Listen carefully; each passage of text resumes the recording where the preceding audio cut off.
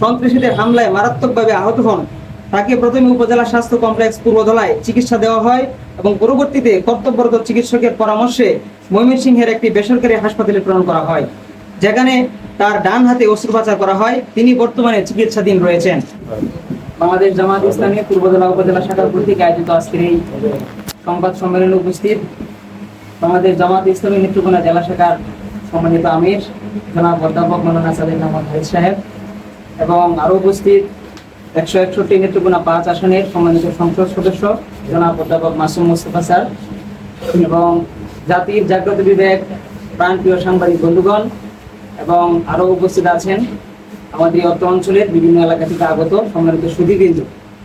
আমরা আজকে এই সাংবাদিক সম্মেলন শুরু করতে যাচ্ছি। আমরা শুরুতে একটি লিখিত বক্তব্য আমরা পাঠ করব, তার পরবর্তীতে সাংবাদিক ভাইদের পক্ষ থেকে আমরা সরাসরি প্রশ্ন উত্তর পর্বে আমরা যাবো ইনশাআল্লাহ। বিএনপির কতিপয় সন্ত্রাসী কর্তৃক শান্তিপূর্ণ প্রশাসনিক কর্মকাণ্ডে জামাত নেতৃবৃন্দের উপর আতঙ্কিত হামলা এবং পরবর্তীতে সন্ত্রাসী তৎপরতা এবং মিথ্যা মামলার নিন্দা এবং প্রতিবাদ। সম্মানিত সাংবাদিক বৃন্দ, উপস্থিত সুধীগণ, আসসালামু আলাইকুম ওয়া রাহমাতুল্লাহ। আমরা আজ গভীর উদ্বেগ, ক্ষোভ এবং বেদনা নিয়ে আপনাদের সামনে উপস্থিত হয়েছি। গত 20 মে 2026 রোজ বুধবার পূর্বধলা উপজেলা প্রশাসনের উদ্যোগে পবিত্র ঈদুল আজহা উপলক্ষে অস্থায়ী পশুর হাট ওপেন ডাক কার্যক্রমকে কেন্দ্র করে উপজেলা নির্বাহী অফিসারের কার্যালয়ে সংগঠিত ন্যাক্কারজনক হামলা, পরবর্তী সন্ত্রাসী কর্মকাণ্ড এবং জামাত নেতৃবৃন্দের বিরুদ্ধে দায়েরকৃত মিথ্যা ও বানোয়াট মামলার প্রকৃত চিত্র জাতির সামনে তুলে ধরার লক্ষ্যে এই সংবাদ সম্মেলন আয়োজন করা হয়েছে। আমাদের অভিযোগ, উপজেলা প্রশাসন ও আইন শৃঙ্খলা বাহিনীর উপস্থিতিতে বিএনপির শতাধিক উচ্ছৃঙ্খল নেতাকর্মী এবং সদ্য বহিষ্কৃত কয়েকজন সন্ত্রাসী পূর্ব পরিকল্পিতভাবে জামাত ইসলামী নেতাকর্মীদের উপর বিনা উস্কানিতে অতর্কিত হামলা চালায়। একটি সম্পূর্ণ প্রশাসনিক ও শান্তিপূর্ণ পরিবেশে সংগঠিত এই হামলা শুধু রাজনৈতিক শিষ্টাচারের পরিপন্থী নয়, বরং গণতান্ত্রিক মূল্যবোধ, আইনের শাসন এবং নাগরিক অধিকারের প্রতি চরম অবজ্ঞার বহিঃপ্রকাশ। সম্মানিত সাংবাদিক বন্ধুগণ, ঘটনার সূত্রপাত হয় ওপেন ডাক কার্যক্রম শুরু হওয়ার পরপরই বিএনপি ও ছাত্রদলের সদ্য বহিষ্কৃত নেতা ইশতিয়াক আহমেদ বাবু, সুলাইমান কবির পাপ্পু এবং সাজু আহমেদের নেতৃত্বে একদল সন্ত্রাসী এসএস পাইপ, হেলমেট এবং সেলফ স্টিক সহ হলরুমে প্রবেশ করে তারা জামাত নেতৃবৃন্দকে জোরপূর্বক হলরুম ত্যাগ করতে বাধ্য করার চেষ্টা করে এবং পরবর্তী তাদের উপর হামলা চালায়। অত্যন্ত দুঃখজনক বিষয় হলো, ঘটনাস্থলে উপস্থিত দায়িত্বপ্রাপ্ত প্রশাসনিক কর্মকর্তাগণ এই ধরনের কর্মকাণ্ড প্রত্যক্ষ করলেও কার্যকর কোনো পদক্ষেপ গ্রহণ করেননি। এই বর্বর হামলায় জামাত ইসলামীর একাধিক নেতাকর্মী গুরুতর আহত হয়েছেন। বিশেষভাবে আগিয়া ইউনিয়ন জামাতের সভাপতি জনাব একে মাহফুজুর রহমান সন্ত্রাসীদের হামলায় মারাত্মকভাবে আহত হন।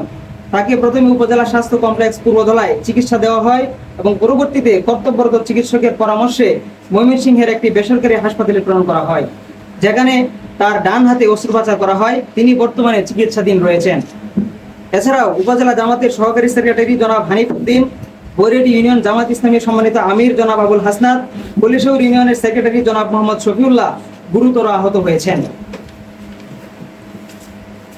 একই ঘটনায় ঘাগড়া ইউনিয়ন উলামা বিভাগের দায়িত্বশীল জনাব এবাদুল ইসলাম গুরুতর আহত হয়ে ঘটনাস্থলে অসুস্থ হয়ে পড়েন।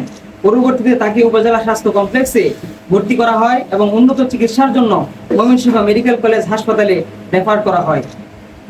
এছাড়া হামলাকারীদের আক্রমণ প্রতিহত করতে গিয়ে আহত হয়েছেন জামাত ইসলামী হুগলা ইউনিয়ন সভাপতি জনাব এমদুল হক বাচ্চু, দলামৌলা ইউনিয়ন সভাপতি জনাব নাজিমুদ্দিন, আগিয়া ইউনিয়ন উলামা বিভাগের সহসভাপতি মাওলানা আবু সালেহ সোহাগ, বিশকাকুইন ইউনিয়ন জামাতের সেক্রেটারি জনাব আরিফ হাসান সহ আরও অনেক নেতাকর্মী।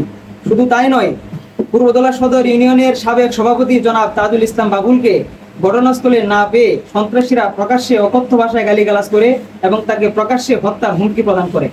সম্মানিত সাংবাদিক বন্ধুগণ, দুঃখজনক হলেও সত্য, হামলার পরেও সন্ত্রাসীরা তাদের তৎপরতা বন্ধ করেনি। ঘটনার পর জামাত ও ইসলামী ছাত্র শিবিরের নেতা কর্মীদের বিভিন্ন স্থানে অপদস্থ ও হুমকি, শারীরিকভাবে লাঞ্ছিত করা হয়েছে।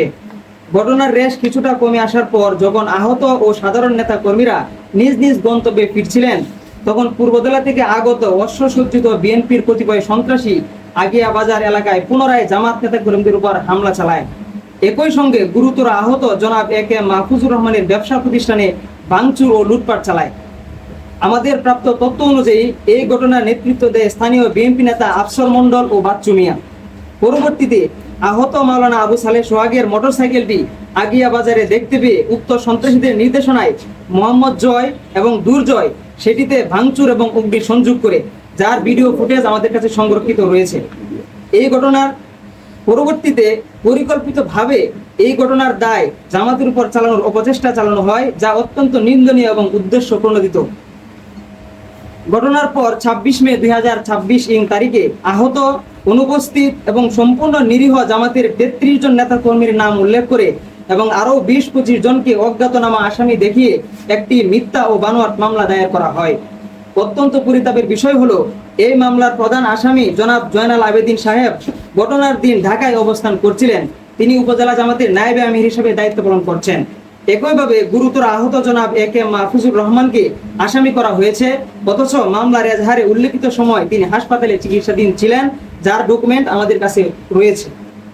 আরও বিস্ময়কর বিষয় হলো, পূর্বতলা হুসাইনিয়া ফাজিল মাদ্রাসার 10ম শ্রেণীর ছাত্র মোহাম্মদ ফাহিম এবং 9ম শ্রেণীর ছাত্র মোহাম্মদ আসিফকে বয়স বাড়িয়ে মামলার আসামি করা হয়েছে। এসব তথ্যই প্রমাণ করে যে মামলাটি বাস্তবতার ভিত্তিতে নয়, বরং রাজনৈতিক প্রতিহিংসা ও হয়রানির উদ্দেশ্যে সাজানো হয়েছে। সংগঠিত সাংবাদিক বন্ধুগণ, আমরা দীর্ঘদিন ধরে গণতন্ত্র, ভোটাধিকার, মানবাধিকার এবং ফ্যাসিবাদ বিরোধী আন্দোলনে বিএনপি সহ বিভিন্ন রাজনৈতিক দলের সঙ্গে কাঁধে কাঁধ মিলিয়ে সংগ্রাম করেছি, কিন্তু অত্যন্ত দুঃখের বিষয়, আজ সেই দলের কিছু নেতাকর্মীর হাতেই আমাদের নেতাকর্মীরা বারবার হামলার শিকার হচ্ছেন। আমরা স্পষ্টভাবে বলতে চাই, রাজনৈতিক মত পার্থক্যের জবাব কখনোই হামলা, সন্ত্রাস, ভয়ভীতি কিংবা মিথ্যা মামলা হতে পারে না। মিথ্যা ও হয়রানিমূলক মামলা অবিলম্বে প্রত্যাহার করতে হবে। হামলা, ভাঙচুর, লুটপাট ও অগ্নিসংযোগের সঙ্গে জড়িত প্রকৃত অপরাধীদের শনাক্ত করে দ্রুত আইনের আওতায় আনতে হবে। প্রশাসনের পক্ষ থেকে নিরপেক্ষ, দায়িত্বশীল ও ন্যায়সঙ্গত ভূমিকা নিশ্চিত করতে হবে। জামায়াত ও ইসলামী ছাত্র শিবিরের নেতা কর্মীদের উপর চলমান হামলা, হুমকি ও হয়রানি বন্ধের কার্যকর পদক্ষেপ গ্রহণ করতে হবে। ভবিষ্যতে এ ধরনের ঘটনার পুনরাবৃত্তি রোধে রাজনৈতিক সহিংসতার বিরুদ্ধে দৃশ্যমান ও কঠোর ব্যবস্থা নিশ্চিত করতে হবে। পরিশেষে আমরা প্রশাসনের প্রতি ন্যায় বিচার, নিরপেক্ষতা ও আইনের শাসন নিশ্চিতের আহ্বান জানাচ্ছি। একই সঙ্গে সকল রাজনৈতিক দলের দায়িত্বশীল নেতৃবৃন্দের প্রতি শান্তিপূর্ণ রাজনৈতিক পরিবেশ বজায় রাখা এবং সহিংসতার রাজনীতি পরিহার করার আহ্বান জানাচ্ছি।